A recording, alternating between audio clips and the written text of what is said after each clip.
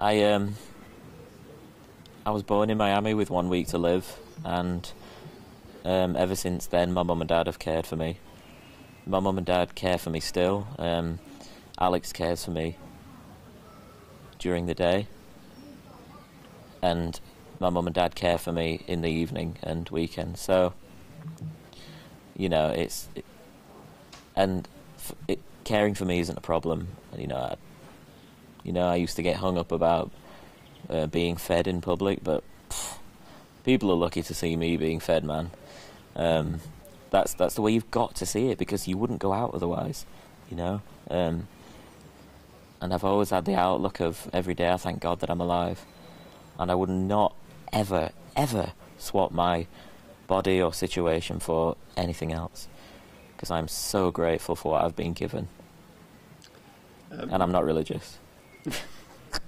Like, can you describe your disease, sort of like, and what it? Yeah, my disability is called arthrogryposis, and that basically means that I just can't move my arms or legs. I can't feed myself. I can't walk. But that's it. I'll, fingers crossed, live a happy, normal life.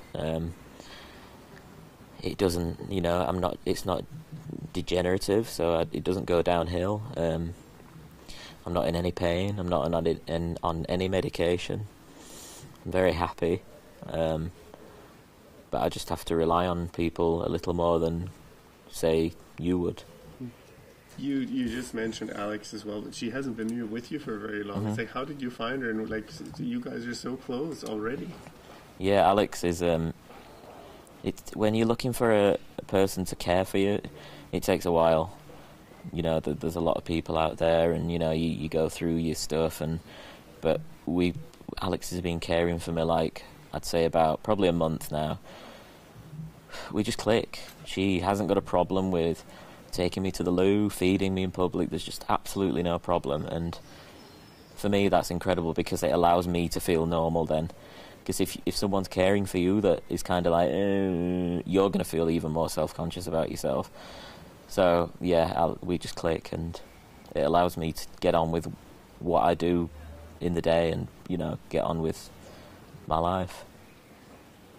I think if there was a replica of Alex in the world who didn't have a boyfriend and maybe a little older, then wow, because she doesn't have any hang-ups or judgments, and she doesn't have any problems with helping me about anything.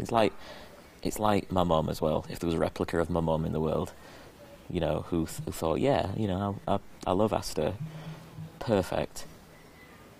How did you like Hasta La Vista? Did it come close to addressing what was important to you?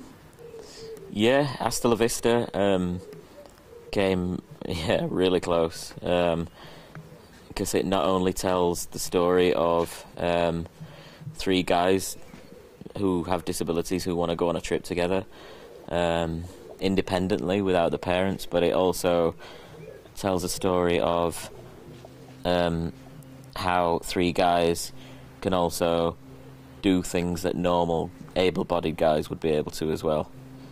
So yeah, it was the first time I saw it. It was just incredible. I was blown away, and this is the message that I want to put out there, and I think it really hits it. How did you find out about this brothel in Spain? Like, why Spain is actually more the question. Is there no place in England? Or? I was on holiday with my mum and dad, and we went to an Irish bar, and the landlord just came up to me and said, "Do you know about this great nightclub down the road?" I was like, "Ooh, no, we can go have a dance." And he was like, "No, it's a nightclub for, where you can, it's a brothel." So anyway, me and mum and dad and my aunt and uncle piled into the car, and we headed to this brothel, and it was like a scene out of Baghdad Cafe, smoke and steam coming and neons from this place, and it's amazing, absolutely amazing, and they cater for people with disabilities as well. When you go into a place like that, me personally, I've never had so much experience, so much attention off women as I had done then. And for for me, it's a really uplifting thing because it's not something I'm used to, and it's not even coming from a perverted place. It's coming from a place of, I really want that intimacy with another human being, and it's about human contact. Was the visit not also sort of kind of maybe just to prove that everything was in working order? Yeah, it was. Yeah, I was happy that everything was in working order. I kind of knew because you got the signs, but to be able to please a woman is incredible, and yeah, it paid off for me in the end. Result.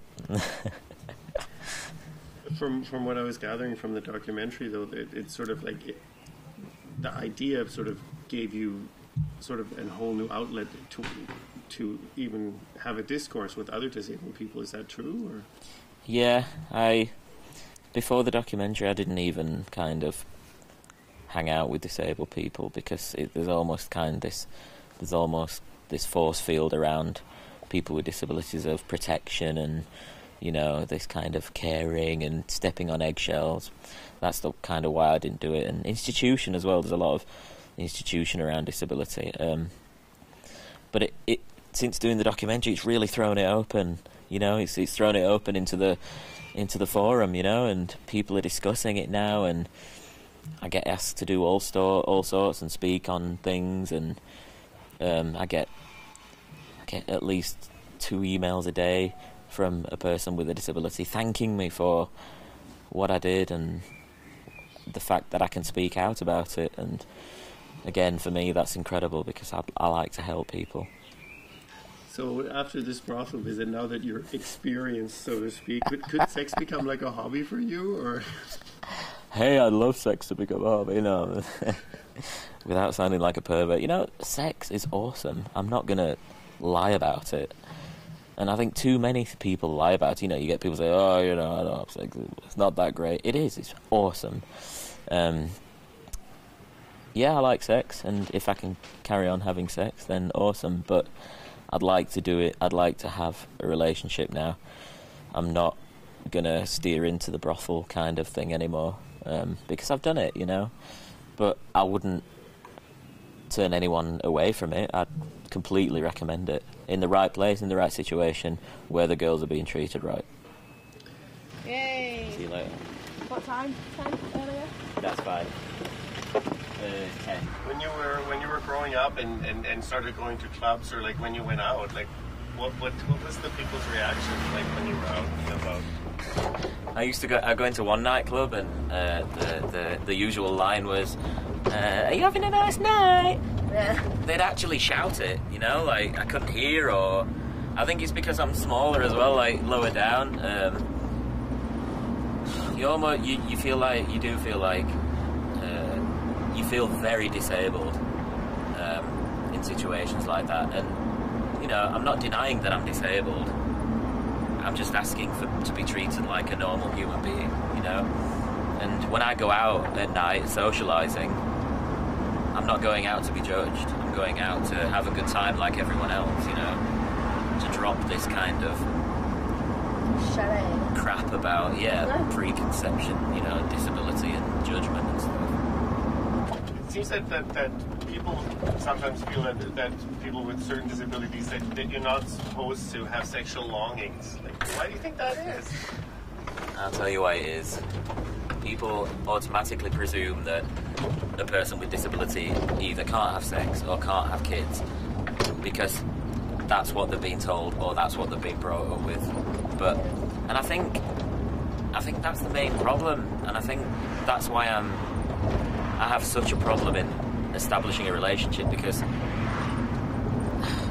we're living in a society now where, and quite rightly so, the lady likes to be looked after. Someone once told me that you're never going to get an able-bodied girlfriend because they like to be held, and they like to do things like holding hands, and they like you to put their arm around you, or because when you go to hug someone, you just do it automatically. But I have to actually literally say, hey, give me a hug. So the ball game completely changes, and I definitely think that's why, you know. But I am perfectly capable of holding down a relationship. I'm perfectly capable of giving the same love back. It's not all about this preconception of you know, you must hold me at all times. You can give love in different ways. There are, you know, so yeah, it's difficult, and people's preconceptions are difficult, but I'm hoping that, you know, one day that if I wait long enough, and I've stopped looking for it now as well, I've kind of given up, so fingers crossed.